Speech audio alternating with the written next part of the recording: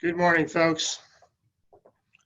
We're very happy to have all of you here this morning to kick off the second speaker series event for the East Bay Economic Development Alliance. Today's presentation is going to be about restaurant reopenings. And with that, we're very happy to have a great lineup of folks from an organization called Streetsense, who are going to give a chance to sort of give some tips of the trade and really help, right as we now get into this phase of reopening, a chance to talk about ways in which to help support customers on the ground. I'm Stephen Bader. I'm the Executive Director of East Bay EDA. Very happy to have all of you here this morning joining us. I'm going to turn it over to Ken Maxey, who's the Government Affairs Director for Comcast and an officer of East Bay EDA, to introduce our speakers and kick off this morning's program. Thanks, Stephen. Good morning, everyone. Hope everyone is safe, doing well. And for those fathers and those that had to act like fathers throughout their career and their life, have a happy Father's Day. I'm excited and happy to join you all today and be part of this conversation as we are going through a transition in the United States, and particularly here in California. We've led the way around COVID, but this is an opportunity for us to have a conversation with two experts, subject matter experts, around how we do things the best way around the restaurants in the area. So first I want to introduce J.F. Coldren.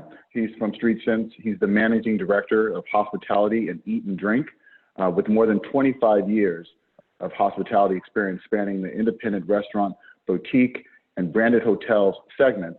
Jay brings his wealth of frontline customer service expertise and organizational capabilities to be the hospitality and eat drink disciplines at Streetsense. His past experiences also include leadership roles at extraordinary hospitality properties that includes the double 5-star Diamond Inn at Little Washington, the Inn at Loretto, the Claremont Resort and Spa, and many others, including from working in Santa Fe, New Mexico, Baltimore, Maryland, and Washington, D.C. I present to you Jay Coldren. And then next, we also have Mr. Alex Barrow.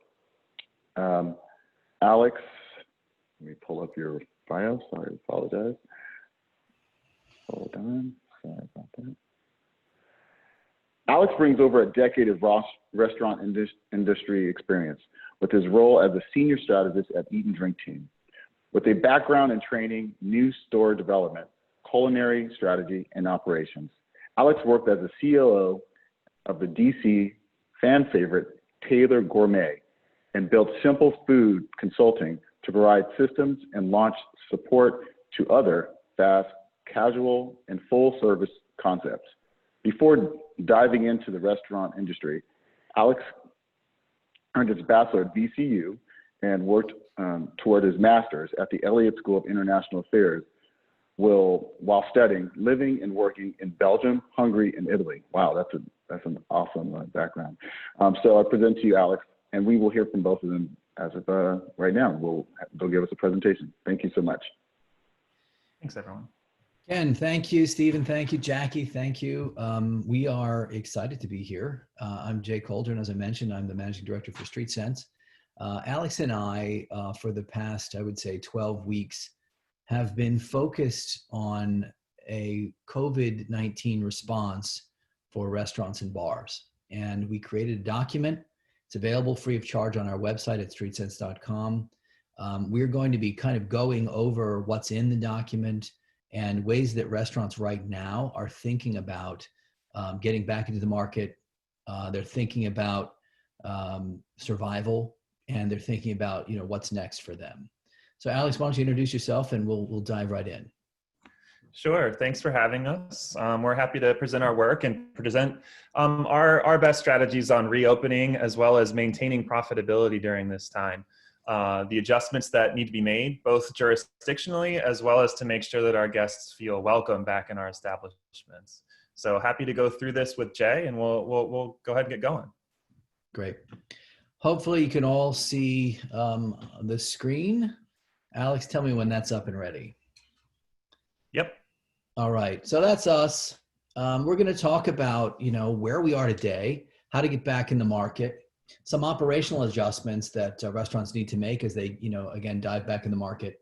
Messaging communications, new business models and revenue streams that you can use in your restaurant to, again, make up for some of the loss of capacity and revenue from the social distancing, some technology resources. And then we're going to open it up. There's been a lot of great questions that have been posed.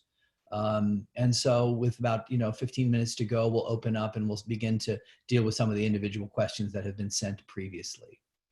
But where are we today? I don't need to tell probably any of the restaurant operators or people in the industry, but this has been an apocalyptic event for restaurants and hotels. The National Restaurant Association is saying that, up to a third of all restaurants in the United States may go under as a result of the economic, pressures and issues created by COVID-19 and the response to that and social distancing. More than 8 million restaurant employees have been furloughed. The National Restaurant Association says that $2.25 billion in revenue has been lost as of June 1. It's an amazing and staggering number. Revenues are down in quick service restaurants about 60% and about 75% in full service restaurants. We've never seen anything, at least I haven't in my lifetime seen anything like this. But we're beginning to see little glimmers of hope. As dark as it is, things are beginning. People, for good or ill, are beginning to reopen businesses. There's a real push on the part of all businesses and governments kind of throughout the United States to begin to gently and carefully reopen, and restaurants are a part of that. And here's what we're seeing. Contra Costa County began allowing outdoor dining as of June 5th, as you know. Alameda County just opened for outdoor dining as of Friday. There's a long road back.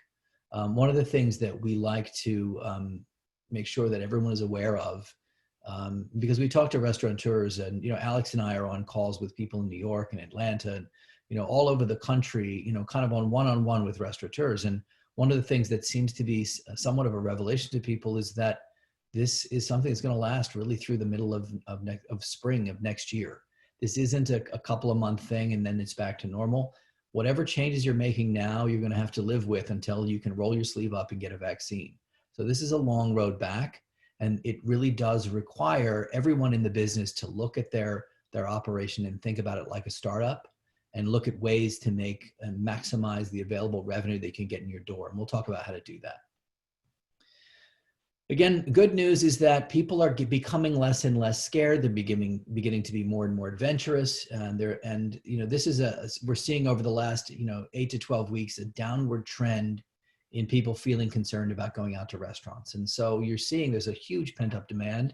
And in the markets that have kind of thrown the doors open, we're seeing people just wanting to get back into restaurants. People are extending their hours of operations. People are willing to, your customers and your guests are willing to come early and come late. And they just want to get back into the great world of sitting down and communing and having a great meal at a great restaurant. So there's a huge pent up demand for this, and the concern is going way down. At the same time, how people are choosing restaurants has changed dramatically. Just 12 weeks ago, the number one reason that people chose a restaurant was the food is good, the service is great, it's convenient to me, I like how they treat me, etc. Now, is it clean? That is the number one thing. You see this is a great, this came from the National Restaurant Association and a company called Dead Essentials.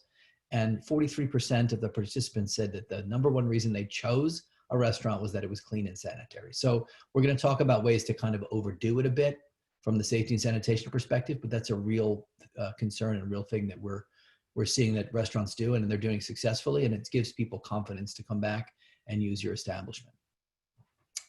I'm going to turn this over to Alex, who's done a lot of research on your statewide standards and what's going on right now in the East Bay. Thanks, Jay. So as you guys may know, California has some pretty robust guidelines that they've been working on and releasing over time. As it so happens, they've just broadly required the use of face coverings in California when in public and common spaces as of last Thursday. They've also released some statewide reopening criteria that all jurisdictions and localities must follow. Those include having a site reopening plan, a site protection plan that's available on their COVID-19 website, It includes requiring you to train your employees on how to best limit the spread of COVID-19, and we'll cover some of the ways to do that today. Setting up individual control measures and screenings. So setting up staff screening and making sure that all staff that report to work self-certify that they do not have COVID-19 or the requisite symptoms, as well as how to deal with that should somebody come down with it, as well as enhanced disinfection protocols, which again we'll cover today, and establishing some physical distancing guidelines. So we're going to go over some ways that you can socially distance your restaurant or bar to be able to meet those. So we're dealing with 2 jurisdictions in East Bay. First is Contra Costa County. So as you know, as of June 5th, outdoor dining is permitted, assuming those social distancing guidelines are met, enhanced sanitation, and critically, groups only of the same household, not to exceed 6 people can dine together. So that means no tables of 10, no tables of 12, no 8 tops, just 4, 2, and 6 tops maximum, and only for the same members of the household. Obviously, that's not something that can be enforced necessarily, but something that should be encouraged and communicated with your guests. And it is anticipated July 1st, Contra Costa County will allow for indoor dining with similar restrictions indoors.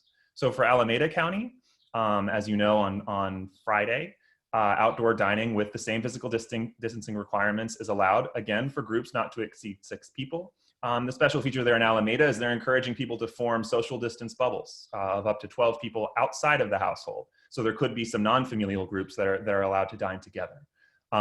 It's anticipated that within 2 to 4 weeks, if health indicators remain stable, that indoor dining will be open in Alameda County after June 19th, if all of the health metrics remain positive. Critically, each jurisdiction has recommended and required that face coverings, physical distancing, and site-specific protection plans need to be in place for each and every business. Great. So we're going to talk about today a lot of ways that different restaurants are re-entering the market. As we said, a lot of places are open now, and they're open in limited capacity. Some have takeout, some have outdoor dining. And so we're going to spend a little bit of time on the strategy, but then really we're going to dive into really the specifics of execution and the specifics of social distancing and things like that. But when we talk to restaurants who are just thinking about re-entering the market, what we continue to reemphasize is that it's important to dive back in at the right time. A lot of restaurants can't make money or will lose money at 25% indoor dining and with limited outdoor seating only or pickup only. So you have to understand your break even and understand when the best time is to re-enter the market. And so that's a real key consideration for a lot of businesses, and it really is going to be the difference between long-term success and failure. When you think about your business and what it looks like now, what do these reopening requirements mean for you? And what does the social distancing mean for you? And what is the limited seating capacity? And what does that do to your ability to break even and generate revenue? And so there's a lot of work on reworking the floor plan, thinking about outdoor dining, and thinking about other ways to supplement your top line revenue so that you can add all those things together and create a functioning and profitable business. And again, we can't stress enough that this is a time to scrape expectations and deal with what's in front of you and to think about your business in a new way, much like a startup. So the other thing that we talk about is knowing your capital resources, understanding that you need to have likely other sources of capital beyond your initial opening, capital raise. You're going to need to have different sources of capital that may need to get you through. There's still money up until the 30th of this month in some of the COVID-19 legislation, from the PPP plan to the EIDL. And, we weren't a fan of those when they first came out with this 8-week, requirement to, spend all this money in 8 weeks to give it to your staff and, to such a limited amount of time. Now it's gone up to 24 weeks and the repayment is much clearer and all that. So if you haven't gone after the PPP and it's something that you're considering and you still are looking for additional capital, you have a little bit of time left and there is money left, as we understand as of today. There's a little bit of money left in the kitty from the federal government for these plans. So just make sure that you have adequate capital because again, this is not a 2 or 3 month thing. This is not something that's going to go away in the fall. This is something that we're going to be dealing with and limping along with really through next spring. So think about how long your capital is going to last. think about what it looks like if there's a second wave of restrictions. And, we're seeing this in a lot of jurisdictions. There's, I think, 30 different states where the COVID numbers are going up, and about a dozen where they're really spiking. And so we'll likely see as these governments and jurisdictions pull back. And I think that California has been, really good about, maintaining and being on the right course with this, but you never know where it's going to land. And so it's important to have enough capital ready for a second wave. We've developed a capital planning tool that is also available on our website. So please avail yourself of that. When you think about bringing people back, this is a time to really think about who your top performers are, who are the most flexible people, and to really, you can't bring everyone back right now. You have to match the people that you bring back with the staffing levels of your business. It's really important to control the number one, expense category, the labor category. And so, being careful and judicious about how you bring people back, what they're doing, how you can be creative with them, how you can be creative with, running your front door and running the hosting and running the service, and still connecting with your guests and still creating that great experience is important. But, it's also important that you remain in business and that you don't burn through your capital at a high rate because you've overstaffed the place, and you can't, pay for the staff because of the volume of business is so low. So it's important that you communicate with your staff, the PPP considerations, and, what are you doing to protect them during this? We're going to deal with a wide spectrum of guests, from people who don't believe in the pandemic. You're seeing on one end of the spectrum to people who are terrified of getting it on the other. And so, as restaurateurs, as business people, our stance is that it's our job to protect the most vulnerable. And some of the most vulnerable may be members of your staff or their families. So really take care of your staff, make sure that they're using PPE, they're using the guidelines and doing all that. And we'll talk about safety and sanitation in a minute. But really, when you think about your staff, really it's a time to reinforce your culture, take good care of them. It's not the time to race to the bottom with wages. It's not the time to try to, completely turn over your service team. It's the time to remind people why they work for you and why you're a great employer and why your business is a place that they want to spend time in the long run. When you think about getting back into the market, there's quite a few operational adjustments. We're looking at restaurants doing a lot with their menus and focusing on a smaller menu. There is a desire, there is a tolerance for a lot of guests right now to go along with what restaurants need to do to survive. So think about your top sellers, your high margin items. Really, it's okay to shrink your menu down to really, think about, getting through. We are also seeing people do COVID-19 charges on the bill. I'm not sure if that's allowed in your jurisdictions, but we are seeing that around. And that's to offset the cost of things like PPE that are provided to guests and to the staff, and just the overall cost of doing business at a much reduced capacity. Service models are changing. There's a lot of guidance in our toolkit around the service model and what that means, but we're seeing a less interactive model coming, bubbling up to the surface, where people order things and whole courses are delivered, in one fell swoop. So there's not this back and forth. Family style meals are kind of coming to the table where people are sharing. So there's less interactive with the staff, touch-free processes, touch-free payments, touch-free ordering, and, not having people wait around for reservations. And a lot of people are waiting in their car. They're waiting for a text to tell people to come into the restaurant. So there's all of these things that are happening to make people feel comfortable. And then when you think about the pickup and delivery, capabilities, if you don't have it, now's the time to develop it. But there's ways to think about it, from creating social distancing for pickups and signage on the floor and decals to allow people to know where to wait, and how people come in your business and pick up to go to food and delivery food. There's got to be a whole process for that you have to develop. And having sanitizing wipes, throughout the place, in front of the restrooms and all that. There's a whole host of these things that restaurants are struggling with, and there's a lot of guidance in our toolkit. Alex, do you want to talk about social distancing requirements, and then we can, kind of work through this section here? Sure. Yeah. A big new line of thinking, obviously, is that restaurants need to provide for social distance to reduce the spread of the virus. That goes for both indoors, outdoors, entryway, corridors, and circulation.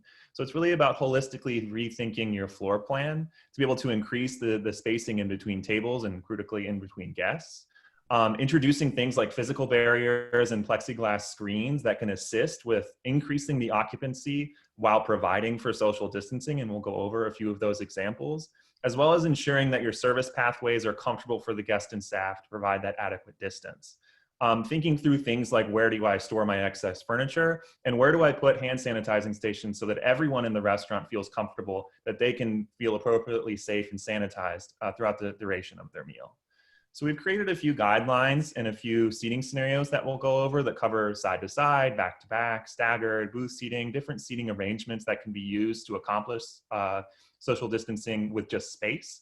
We've also gone over a few things that will introduce physical barriers that have certain requirements around them. Generally, they have to be 6 feet high, protrude 30 inches above the table, and fully cover the seat. So coming about 18 inches out of the front of the table to make sure that any seat that is protected by the physical barrier is completely covered. So in looking at this first scenario, this is sort of a standard setup, whether it's banquette or just general side-to-side seating on a counter. This about 4 feet in between the tables gives you 6 feet in between each diner. So a very standard and basic arrangement and environment that you can create across any table with no barrier. So in some of the next ones, we introduce a physical barrier and what that can do to provide you with a little bit more increased occupancy with an investment of a physical barrier such as plexiglass, something that's impermeable, cleanable, and again, meets the core requirements to totally and fully social distance without introducing so much space in between the tables. So in this example, just a foot between the tables gives you enough social distance because that physical barrier is there. And if this is counter seating, there's no distance required as long as the physical barrier meets those requirements. So a couple other interesting ones is seating people perpendicularly so that you can have a little less space in between tables. That creates a little more space in between diners. So you can stagger some of your seating to increase the opportunity to provide social distancing between people by slightly decreasing the amount of space between tables. So in looking at some larger 4 tops and 6 tops and how those can be managed, of course you have your back-to-back arrangement, again with the 6 feet of distance in between each tables to provide enough space back to back. But then you introduce a barrier into that and you can shrink that down to about 4 feet by introducing, again, a safe social distance barrier. And this would be something as simple as a large plate of plexiglass or something that can be installed into the ceiling or the floor to allow for some social distancing through some physical barriers. So we have a couple other scenarios that might be helpful to think through. Yeah. Yeah, I just want to jump in and say, this came from Los Angeles County, who's probably done, probably the best diagrams and the most specific things. So this is really from, a California jurisdiction. And the other thing that's great about California, other jurisdictions are doing things like, saying you can have 25% capacity or 50% capacity. What it seems like the direction that California is going is if you follow these social distance guidelines and you put the plexiglass barriers, as long as you're following these guidelines, you can get as many people as you can safely fit in, using these guidelines. So it's less capacity, but it isn't just some artificial number like 25 or 30% or 50%. It's really based on the ability to keep people safe with this layout of tables. So I just wanted to bring that up because one, California's done a great job in really being very specific about this, and these are the guidelines from there. And two, it's a smart way of thinking about it. Yeah, and so looking at some other seating groupings, booth seating is actually pretty well serviced for this, especially if there's an existing physical barrier that meets the core requirements of a physical barrier, or when one can easily be introduced because people are traditionally sitting back to back. Staggering your seating can help as well, so that you provide more space for circulation. And again, when thinking about your floor plan, think about circulation, think about staff flow, think about entry, exit, and restroom corridors. And that'll make sure that you're providing for both the appropriate occupancy as well as the appropriate social distancing, not just between tables, but also in common corridors. And again, looking at how a physical barrier can shrink down the space required between 2 different parties on 2 different tables, introducing that on a staggered way allows you to put those tables quite close together while still protecting the sanitation of the guests. Communal seating is something that's come up. It's still doable, but it does require quite a bit of space. And if you go to the next one, we can look at how that space shrinks when you introduce physical barriers, so that you can still use the communal seating in a smaller atmosphere.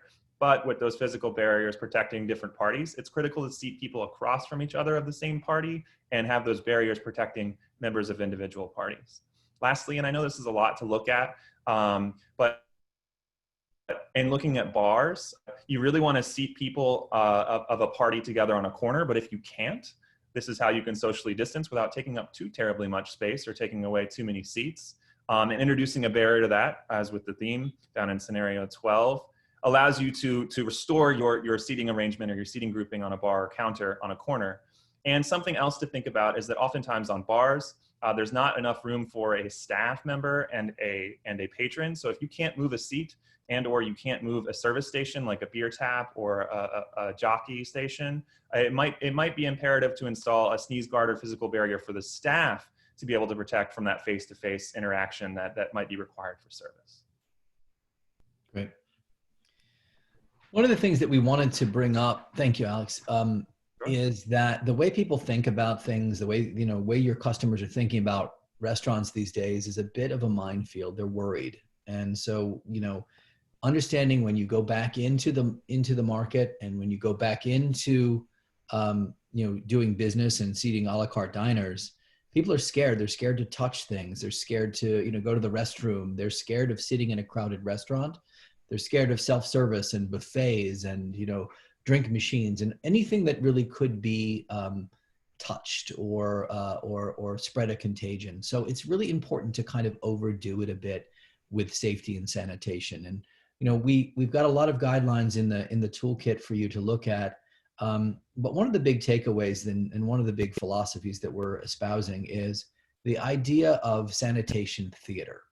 And what this means is it doesn't mean that you're not taking sanitation seriously. It's sort of the opposite, is that not only are you disinfecting and cleaning every surface and everything that you're touching and everything the guest sees, but you're being incredibly obvious about it. You're being very transparent about it, and you're being very visible about it so guests can tell that you're doing it, and guests see it, and guests feel more comfortable. So sanitation is a big, big issue. And there's a lot of processes that, obviously need to be put in place. And I think that there's a lot of guidelines and, the National Restaurant Association and a lot of the resources in local CDC or the CDC and the local jurisdictions have done a great job providing tools and resources on safety and sanitation. So we won't spend a lot of time, but a couple of things that we're seeing people do. If you have a small restaurant and a tiny space, we're seeing people do different shifts, A shift and B shift. And the reason that they're doing that is if someone on A shift and you have, let's say 6 or 8 people on A shift and someone comes down with the coronavirus and is diagnosed with that, then what likely is required is that the local health department is informed, and that shift of people or anyone that was in close contact with that shift needs to quarantine and self-quarantine for 2 weeks.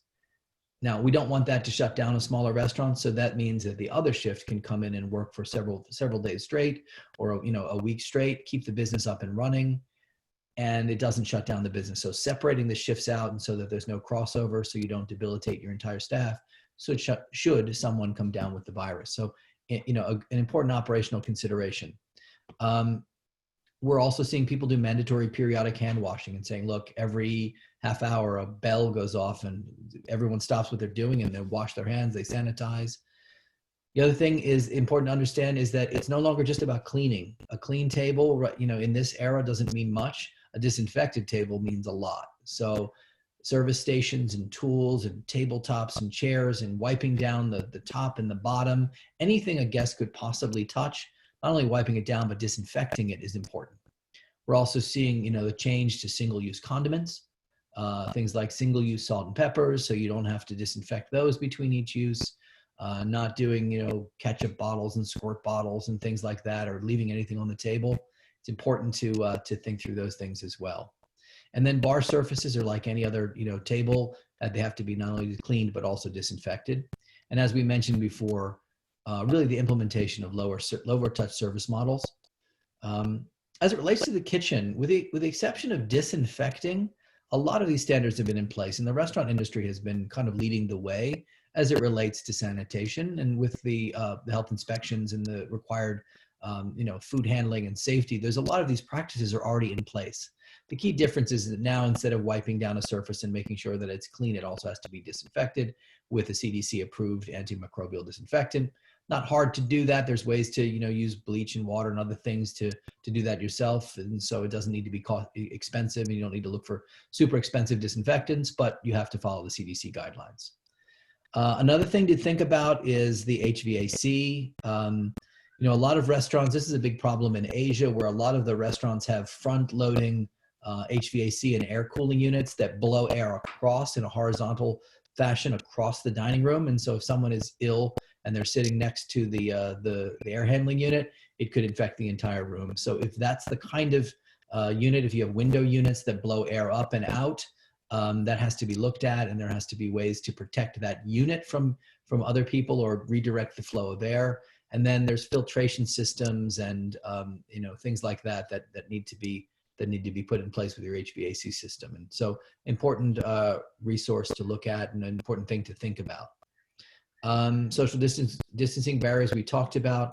And then anytime you can replace a manual fixture with a touchless fixture, I think your guests are going to appreciate it. So even things like there's little hooks that you can put on the bottom of the door so someone can open it with their foot, as opposed to using the door handle. And that's really welcome in restrooms, touchless fixtures. And now, apparently the hand blowers and the air dryers are not the way to go, and touch-free recyclable paper that you use and paper towels are kind of the way to go now. So really look at what you have in the restrooms and in your facility to make sure that they're sort of COVID compliant.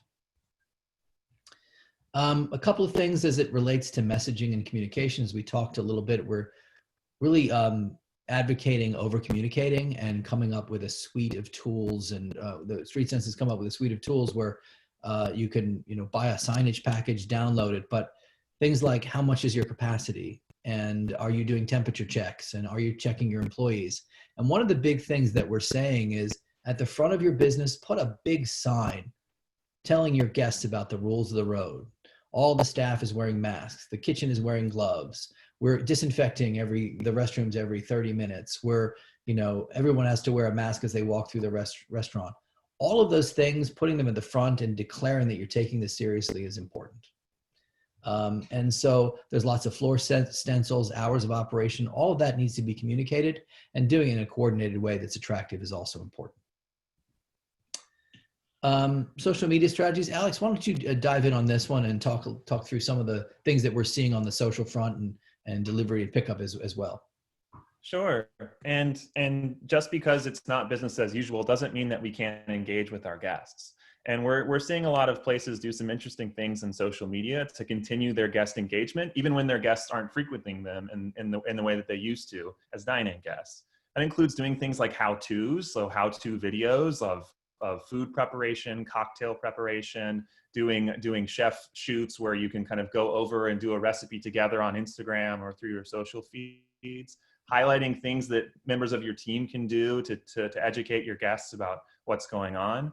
We really recommend people engage with their community and make sure that the neighborhood is behind them. So when they're reopening, there's some excitement behind it, and people feel a need to support that as a part of their community. Highlighting things like charitable work or frontline support, free meals for either employees or for frontline workers has been a great play on social media, as well as engaging your customers with some surveys and polling as how they'd like to see your restaurant change as things adapt for COVID-19 to make them feel part of the experience, again, as part of the community. And again, doing things like advocacy for the restaurant organizations and industry in general to make sure that workers and staff feel supported and customers feel like they're giving back by spending their dollars with you. Something that's been really, really effective from social media has been reminder videos. Something as simple as walking through the back of house or the front of house saying, "We wish you were here and we can't wait for you to join us again," is a really effective way to remind people of what they're missing, as well as where they can get it when things begin to ease up as they are now so that they can go out and spend their dollars again. There's a lot of pent up demand. So showing some things behind the scenes, all the steps you're taking to provide that sanitation and safety for the guests, as well as the amazing things you might be developing on your menus to be responsive for all the things that guests may want in the future, whether it be pickup, delivery, catering, or new menu items that can be featured for when they come back. And again, letting everyone know that things are going to be coming back soon and communicating clearly how they can interact with your business, whether it's revised hours of operations, revised protocols or procedures, or new ways that they can get involved with your business, like grocery or some other new revenue streams that we're going to go over in a minute. So that's So with that, that's a great yeah, go segue ahead, into business models. Yeah. Alex, we can go over the specifics, but at a high level, the reality of the new world is that it's not going to be normal. It's not going to be the way it was before this coronavirus hit. And we're seeing the shift from sort of an a la carte model with a little bit of delivery that a lot of restaurants did to a lot of delivery, maybe more catering, maybe another revenue stream coming in. And it really does need to be a very different mix of business. And the restaurants and the business owners that really flex with that and change with that and go with that are really going to be the ones that survive. And so, Alex, why don't you dive into this? But, I think the important thing to keep in mind here is that these new business models could be the difference between success and failure and the loss of your business or the, survival through this thing. I think the genie is out of the bottle on a lot of this stuff. People are going to want to do more delivery at home. They're going to want to order more online. They've gotten used to a lot of things. And, I think that many people on the call, now order groceries from home. And, I know that my parents never did that before now, and now they do. And so the genie's out of the bottle on a lot of this, and it's not all going to go back in, and it's not going to go back to the way it was. So there's time now to evolve. While you have outdoor dining, is now the time to evolve into a really sophisticated delivery model so that when the weather gets cold or when it gets less pleasant outside, and I know it's never unpleasant in California, but when it does, that time of the year, when it gets chilly and cold and raw in the East Bay, it's time to really, focus on the delivery and making up the difference with your social distanced facility with some online or some other options like catering. So Alex is going to talk a little bit about that. Yeah, and like Jay said, we've been monitoring closely the customer sentiment, and the key takeaway here is customers are ready for change, and they're expecting and supporting it. So changing those dining experiences to facilitate it, and furthermore, open to new experiences and new ways to interact that keeps them safe and protected, that we'll go over in a second. So diversifying that business to add those new revenue streams. We're going to go over 4 critical ones that need to be a part of your future planning if you don't already have them, and a couple of strategies to do them well. But the key thinking is thinking of your business as a startup and maximizing your revenue generation through new revenue streams. So this is just following existing trends, but they're being amplified by this crisis. The key takeaway here is that delivery and order ahead are permanently accelerated and a much more important component than they were before COVID, but in line with the trends that we're moving forward. So the biggest one to me here is that people that are going to plan less eating in a restaurant is gone up, and people that are going to plan for going to a drive-through, placing an order online, or using a restaurant or an app to order has gone way up. So first and most important to get right is takeout and pickup. That means setting up a low-cost way through your POS provider to be able to choose an online partner and create a lucrative pickup menu that introduces some new items with new menu items, be they family meal or something convenient to take away, updating your packaging and collateral, and making sure that you're set up to do takeout and pickup well. Yeah, and it's important, I think, to recognize here that this is not using Seamless or Grubhub or any of that. We'll talk about that in a minute, but this is what you can do. Many of you have a POS that will do this, that will allow you to put a menu online that people can order from that will go directly to your POS. So setting that up so that you don't have that 30% charge and creating the lowest cost option for people to remotely do business with you is what this is about. And on our website, again, for the full toolkit, we have a step-by-step guide of doing that. But the key thing here is think about doing this as low for as little cost to you per order as possible. And then we get into delivery, which is important too. Yeah, and if you can't do delivery yourself or you're not set up to, think about why and think about if you can with some of the staff that might be repurposed. But if you can't, that incremental revenue from third parties can be used to add additional revenue, but shouldn't be the only way that customers can order from you. So again, choosing a low-cost provider or providing that service yourself might help you be able to capture more revenue by defining a delivery strategy that makes sense for you, establishing those procedures, and then optimizing the menu so that it's convenient for delivery for all of your guests. Grocery is a big opportunity. Restaurants have world-class produce, world-class product, and it's hard for consumers to get right now. Going to the grocery store is not very convenient, but going to their restaurant is a lot more fun. So save them the trip and perhaps think about offering some provisions, some grocery items, if your jurisdiction allows it, some pre-prepared meals, some make-ahead meals, as well as some raw produce and raw proteins potentially that are typically high cost, but that you have a good margin on, and you can pass those savings on to the guest, as well as be something of a trusted provider for key grocery elements. This can extend to even PPE or things that you have access to through sanitation supplies that are hard to get should a second wave come. But thinking about how to integrate that into your pickup experience can provide an additional revenue stream that didn't exist before, as customers are looking for new ways to engage with your business. Yeah. Alex, you bring up an important point. It's important to know as you get back to business that the protein costs have gone up pretty significantly because of a lot of the farmers and the producers have had to destroy a lot of animals during this process. And so the protein costs are very different than pre-COVID numbers. So when you think about your menu mix and when you think about your pricing, you really look at what you're being charged for, all of your major proteins. Yeah, and the fourth way we're recommending businesses adapt to this new reality is by really enhancing their off-site catering menu. So make it easy for people as they get back to work, get back to their offices, get back to school even in the future, to order from you in group settings. They may not feel comfortable going out and dining together, but they might feel comfortable in their office or home environment ordering a larger meal from you that they feel safe to cater to their office. So think about packaged offerings. Solve how you get those orders input easily, either through an online service or an easy phone in, and start to build up customer trust and relations for larger accounts that can add some economy of scale for your neighborhood, so you can prepare regular orders on a regular basis for those that need it most around you, that may not feel comfortable going out every day as they used to go out and eat for lunch or dinner. Great. The other thing that we've got a lot of detail on in the toolkit is the apps. What are the costs for the individual apps? What are the takeout partners? And then other tech resources that may make sense in the sort of post-COVID era. What are the tableside payments? There's these things that you could just drop off a sanitized check presenter and people can swipe their own credit card. Those are available now. Self-ordering kiosks. Another thing that we're seeing is, people are worried about, reusable menus. And so, whole restaurant chains have got these QR codes that they place on the table. You can make them specific to a table location and people can scan them on their phone and the menu will pop up. And in some cases, you can order directly from the QR code that pops up on your phone. So they scan the QR code, the menu pops up, and it's a way to not have to hand out menus that may have some type of contamination on them. Paging apps and waitlisting is going to be important because, with the absence of this sort of social distancing space, a lot of the bar space is going to be used for dining, until that business can come back and it's safe to come back.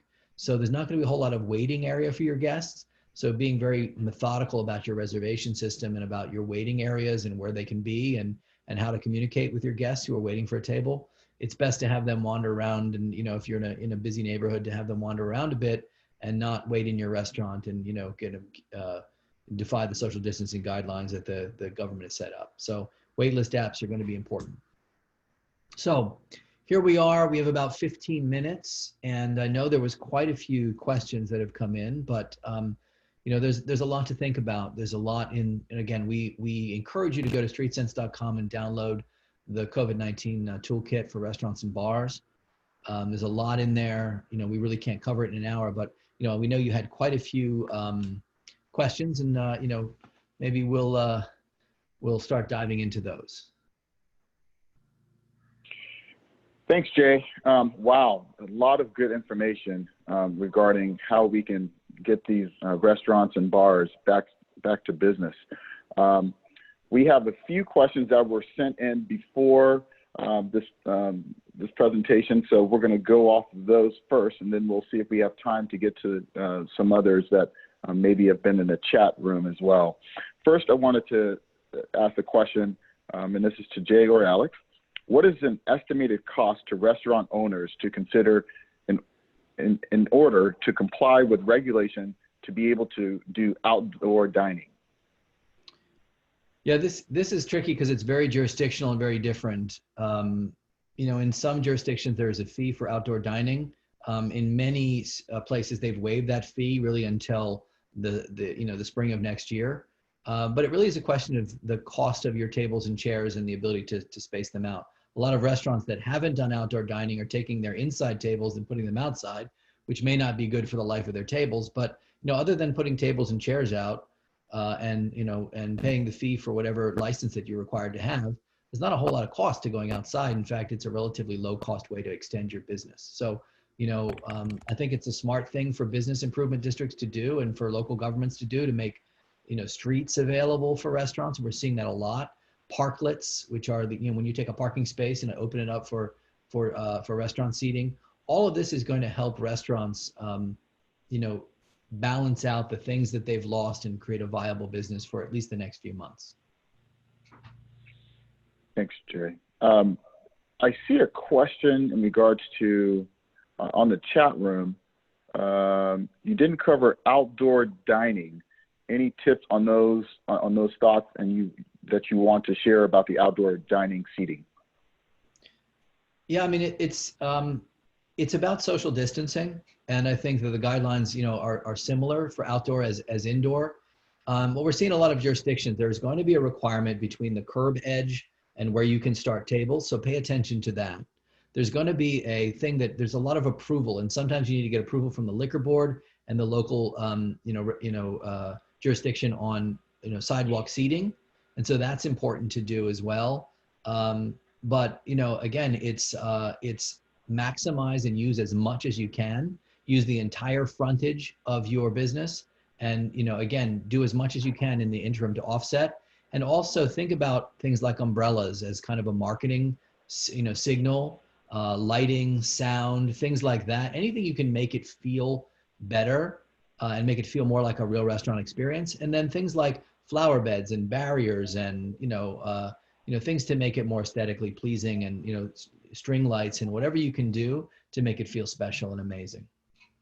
Yeah, a couple of things on outdoor dining. First, jurisdictionally, the biggest thing that BIDs and economic development associations can help with is by streamlining those temporary permits and allowing for a simple mechanism for a restaurant to show that they're interested in applying for a temporary outdoor permit so that they can expand their dining area to the outside, as well as thinking through how service is impacted. And a lot of times outdoor tables are seen as sort of accessory or casual seating. We encourage thinking them as fully reservable tables that can be controlled and can be provided for in the same way that you would in a typical indoor experience for your indoor dining too. As Jay said, make sure that an experience matches as much as the experience you're trying to build inside of your restaurant that you can outside through things like umbrellas, speakers, planters, dividers, to really make it feel like it's an extension of the restaurant with the same rules of the road and not something that's sort of accessory to or outside of the rules of the restaurant.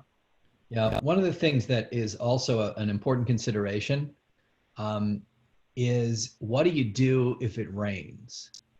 So if you have 60 people outside or 40 people outside and there's a huge thunderstorm, in the era of social distancing, you can't cram them all in your restaurant, so they're just going to get we have to really think about the balance, and and also as you think about reservations, it's tricky. And you have to make it very clear to your guests that, we're rolling the dice here. If it's raining, I don't have a place to put you if it rains. So if it's a beautiful day, no issue. If you think it's going to rain, be very transparent with your guests and say you may have to run and sit in the car for a while until this passes. And so it's important to understand what do you do if. So keep that in the back of your head as you think about both taking reservations and and servicing the guests in kind of iffy weather. That's really great information. I mean, most on the call are out in California, so that's an added benefit where it doesn't rain all that often. Yeah, no. We have another question actually around the opportunities for bars to repurpose their spaces for other uses. What can you tell us about that? Alex, I'll let you hit this one. Sure. So something that I think is a great idea for a bar where social distancing is relatively difficult, especially if it's a bar within a larger restaurant, is thinking about if that can become a pickup and delivery staging area by clearing out space in front of it and allowing for a simple transactional element to occur there, whether it's through a social distancing barrier or plexiglass, but that you can stage orders to go out the door for takeout, delivery, and catering on that bar instead of necessarily using it as a full service bar, and instead provide that as a table service to the people sitting down inside and outside of your restaurant, is something we've seen relatively frequently because it is so hard to social distance on a bar. Yeah, we worked with a great restaurateur in New York, and he's saying, look, I got a whole bar section, and then I have a whole restaurant section. And so should I make my bar section into dining, or should I just do tables of people who want to drink? And I said, well, it really depends on your clientele. How much do they like to drink? And he said, well, let's sit here and drink all day. And so you have to do a financial analysis of what makes the most sense for you. Is a table of 4 people drinking at the great margins you get from liquor better than using it as dining? Or is the check average you can get from dining, maybe you repurpose all the tables and all the available space in your bar and make that reservable dining? So, again, when the indoor dining is allowed, using your space and maximizing it, because really where bars function, where they make money, is when you've got elbow to elbow and everybody's 3 deep at the bar and the bar is jamming. That's the business model that makes sense. So maybe it makes sense to turn that into a la carte dining, but you should be careful about the financial analysis because you have to do a bit of each. That's great. We have some great questions on the chat, and so I want to get to one of them I thought was great. What is the best thing that local jurisdictions can do to support outdoor dining for restaurants that may not have previously offered outdoor dining? Well, there's a lot of great programs that we're seeing in different urban areas. One is like where they allow certain very busy restaurant districts to close streets. Closing off a street, making it pedestrian only and available for dining is hugely important. Parklet, meaning that your ability to take out parking spaces and create little mini seating areas. Just the jurisdiction's willingness to recognize the issue for restaurants, recognize that they are, essentially destroying their ability to make money, and doing whatever they can to provide additional outdoor spaces in parks and whatever is available, and then not being so fussy about sidewalk dining and all that. The other thing that jurisdictions need to do is staff up and make these processes easy. As Alex mentioned, we're seeing in the DC area, they've done a great job of just putting extra bodies on the approval process and just having enough people there so that it's really like a very fast turnaround. There's no point in creating extra space if it takes you 6 weeks to get use of it. So, having the jurisdictions, having the number of people there that can field these requests is super important too. Yeah, and to echo that just a little bit, expediting the permit process is the #1 way. And whether that's something as simple as self-certification of your space and then an enforcement later, or something that we've seen out of New York, which is really wonderful, is they're allowing restaurants to just apply themselves. They get same-day approval, and they're really loosening up the restrictions with providing clear guidance on what the do's and don'ts are for expanding your outdoor dining, and providing for temporary permits for individual dining establishments to be able to maximize their space into the parking spaces and the frontage of their stores. What about liabilities in regards to restaurants and or bars? Should the customers have to sign a waiver? I know in some countries they're doing this. What are you seeing out there? We're seeing that a lot in Asia. It's a tricky question because, we're in a very litigious society. Restaurants get sued for everything. And yes, it's going to be, you might see these lawsuits. The thing about the coronavirus that's unique and makes it very difficult to litigate is that you can get it in a variety of ways from people who show no symptoms of the disease. So even if you do everything right and check everything, you really can't tell where someone picked it up unless, they have never left their house. They didn't touch anything on the way to your restaurant. It'll be very difficult to litigate that the restaurant is responsible for you contracting the illness. Now, that being said, the way to prevent any hint of that is to very clearly follow the CDC guidelines in the local jurisdiction, follow social distancing, encourage your guests to follow it. And, again, one of the things that we get asked a lot is, I got unruly guests. They don't want to wear a mask. And what do I do? And, our stance is be difficult. Tell people that if they do not want to help you protect other people around, that they can go somewhere else. We work with a restaurant group in Hong Kong, and they turn away 50, 60 people a night who don't want to play ball. And what that will do to the customers who are, most vulnerable or people who care about this is they'll cement them as loyal customers. And, honestly, it's not really, no restaurant person wants to say no or turn people away, but probably right now, our advice is, take care of the people who really need you to take care of them. And don't let people who don't want to play ball, affect the rest of your guests. What about gloves? How important are they when, particularly your servers and or your bartenders? I mean, should everyone be wearing gloves? Alex, I'm going to tackle this one because it's a tricky one. So from a purely scientific standpoint, there was articles that were published right before the COVID crisis came out that, things like gloves are actually, they make you less safe because they do prevent you from doing very easy sanitation practices like hand washing and hand sanitizing. And they are technically less safe than a really smart and really rigorously followed, regimen of hand washing and sanitizing. That being said, as we think about sanitation theater in local jurisdictions may require it. So if they require it, you have to do it. And you have to swap it out all the time, and you have to keep it clean. And when you touch something dirty, you have to swap out your gloves.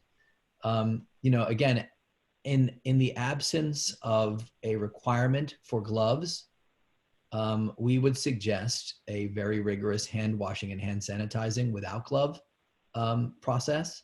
But again, it's something that people are going to feel funny about. And if it's something that your guests are asking you about, if you don't have a policy in place, and if you're not, hand washing and sanitizing very, very frequently and with incredible precision, they're going to be suspect and they're going to worry about your restaurant. So important to understand that. So we're getting close to time. And so I just wanted to first thank our presenters, Alex and Jay, for an amazing presentation and great information for our restaurants and bars. But I also wanted to make sure that each one of you that are participating on this call, Jay and Alex, you will be making all this information available to each one of them that are on this call, I'm sure, and that you're open to having this conversation with others moving down the road for those that need purposes to hear information like this.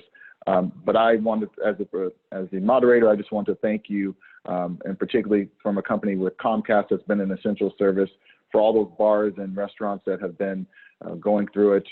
We continue to work with you, and I'm definitely available, as well as our company, to work with you through this trialing time. So I'll pass it over to Stephen Bader, the CEO and Executive Director of East Bay EDA. Thank you, Ken. And let's give it up again for Jay and Alex for their great presentation. And thank you, Ken, for your moderating of today's panel. We really appreciate it. Those of you on the webinar today, you will be getting a follow-up email and survey. So we'll look forward to hearing back from you on that. It's actually day 100 of the shelter in place today, since the shelter in place was first put into effect. And we're glad to see restaurants reopening. When we knew what was happening on the ground, we know that restaurants were among the hardest hit and bars among the hardest hit of all sectors, and really happy to start to see some activity and be able to provide some very timely and important information for all of you. Stay connected to East Bay EDA through our website, www.eastbayda.org, and definitely think about becoming a member. We're going to be doing lots of these events going forward to really help right now in real time some of the needs that are happening on the ground. So thank you all again, and we'll look forward to seeing you soon. Thank you all. Thanks, everyone.